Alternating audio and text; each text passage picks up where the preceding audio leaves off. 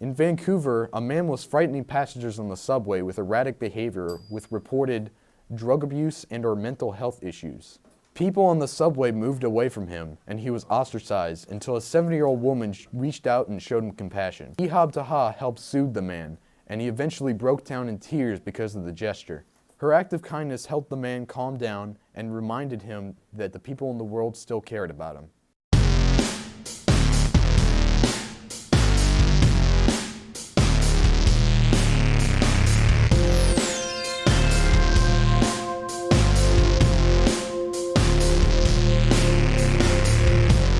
Patrolman Keith Perry arranged to stay at a hotel room and bought groceries for a homeless woman in Massachusetts. After she had fainted earlier in the day, the department recognized him for his actions, which he paid for himself, by saying that he epitomized the meaning of public service.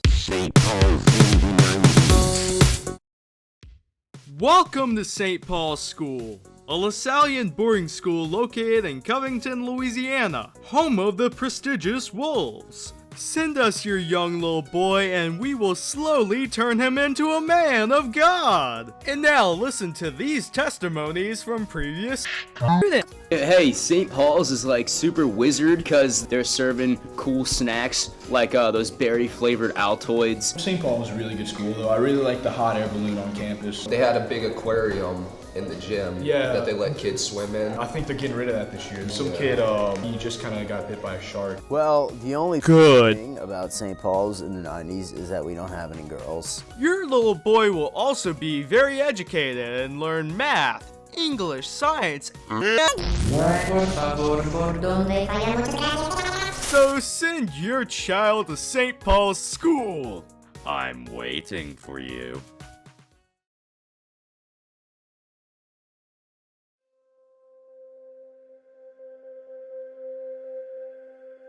When you use a public restroom and you're chewing gum, don't spit your gum into the urinal.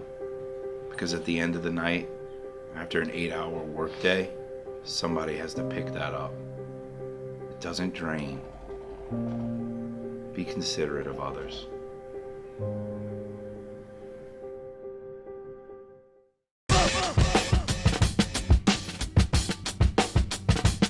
Oh. You're done. Hello and welcome to Guerilla Wolves Movie News. I'm Parker Lehman. Now this weekend I saw Zoolander 2, the sequel that, when it was announced, everyone released a collective, I guess that will be cool. It's a follow-up to the early 2000s comedy starring Ben Stiller, Owen Wilson, and Will Ferrell, who all reprise their roles here. The new film includes Kristen Wiig, and who else? Will Ferrell. I already said Will Ferrell. The new film also includes actors Sting, Kiefer Sutherland, and Justin Theroux. Now let me just say this, I enjoyed the first Zoolander. You're lying. You're right, I didn't really enjoy the first Zoolander either. So naturally, I wasn't expecting much from this film at all, but even so, I was still disappointed. This new one lacks all of the charm that was the single saving grace of the first movie. All of the actors look like they're just waiting to move on to the next scene, and the script itself only recycles 2 jokes, saying something in a quirky way and throwing a celebrity cameo in there. Rinse and repeat for 2 hours. Which is the same tired formula as most of the stupid Anchorman rip-off comedies these days, like Movie 43 and The Three Stooges and even the frickin' Chipmunks movies. So if you've seen any of those, you've seen Zoolander 2. No need to go all the way to the theater. I will admit there were a few concepts and lines that were kind of funny, especially Owen Wilson's character's relationship troubles, but 98% of the film is just painful, especially since it thinks it's so hilarious. For example, the editing is slow in this movie because with every take, they're waiting for the audience to calm down with their cacophonous laughing so that they can continue to hear the rest of the jokes, which leads to really long, drawn-out, awkward scenes that should be funny but just miss the mark entirely. Will Ferrell has never been more average this second time around as the villainous Morgatu. It seems like he's just showing up to collect his paycheck. which actually is what he seems to be doing a lot these days. To put the icing on top of the sewage cake, this film is dedicated to a producer who died during filming. I can't think of a single better way to tarnish his memory. In short, there's not much more I can say about this. It's another needlessly star-studded, stupid comedy, and we have way too many of those these days. Anchorman and Anchorman 2 are the only ones to have successfully done it correctly. So stop trying to rip it off. Who am I kidding? No important people watch this. But anyway, until next time, I'm still Parker Lehman. I forgot to rate the movie. I give it a pi out of 10, slightly above 3. Until next time, I'm still Parker Lehman.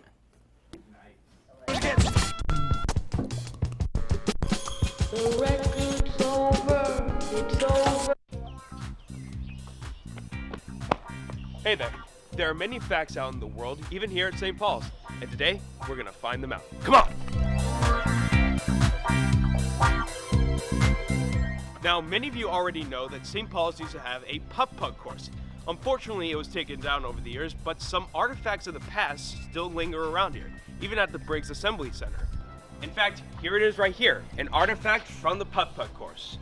Interesting, huh? While St. Paul's tuition is pricey, about $8,000 a year, it actually doesn't cover all the costs of St. Paul's. So effectively, St. Paul's is underfunded.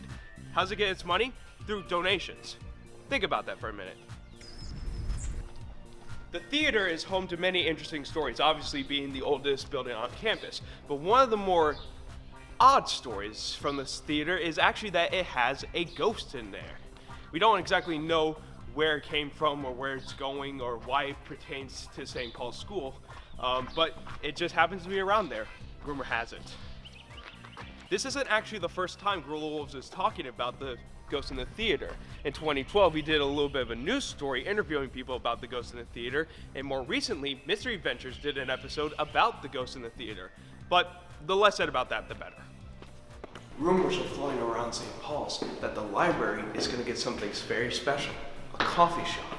Let's go see if this rumor is actually true. There's a class going on right now, so this rumor will have to stay a rumor.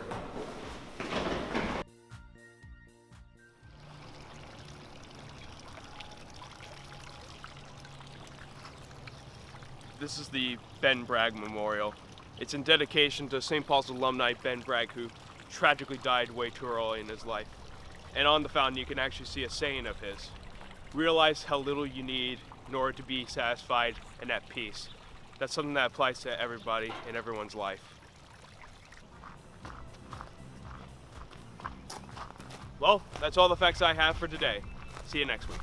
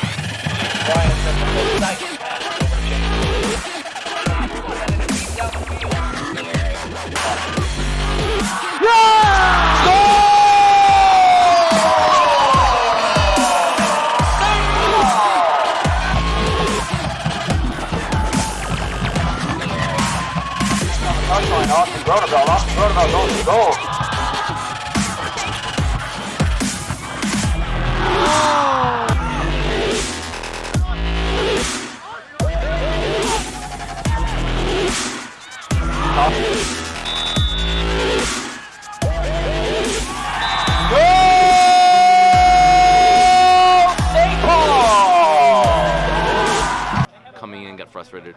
Our last pass, it wasn't crisp. So the frustration built in. The last 15 was mediocre, and then the second half, I think we were all over them and deserved, the 2 goals we got.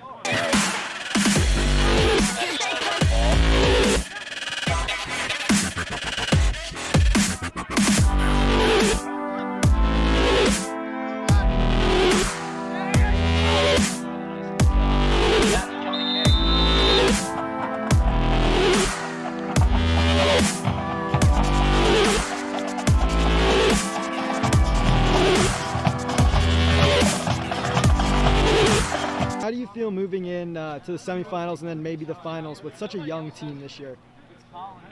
I just want to win because my bonus is based on winning. I get $1,000 per game. So if I can win 2 more, I can buy the boat I've always wanted. I'm going to name it after my grandfather, Martin, who died in a tragic boating accident. I feel good. I feel good. Everyone's the best thing. Everyone's healthy. Everyone's healthy. So as you saw tonight, when Boudreaux gets tired, I can move C-Ross there. When Nash is tired, I can put Justin in. So we're good. We're deep. We're fast. We're playing well.